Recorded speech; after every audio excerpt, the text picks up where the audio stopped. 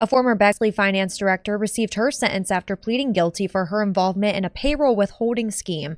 According to the Ohio Auditor of State's office, a judge ordered Jessica Whittem to pay restitution of more than $11,000 and sentenced her to 6 months of community control after she pleaded guilty to tampering with records. The release stated that Whittem had accessed the city's payroll system and ceased deductions from her own paychecks for insurance, tax, pension, and other required withholdings. The Special Investigations Unit also determined that Whittem added unauthorized paid leave to her earned balances and deposited a check intended for the city into her own personal bank account. For more on this story, just go to NBC4i.com.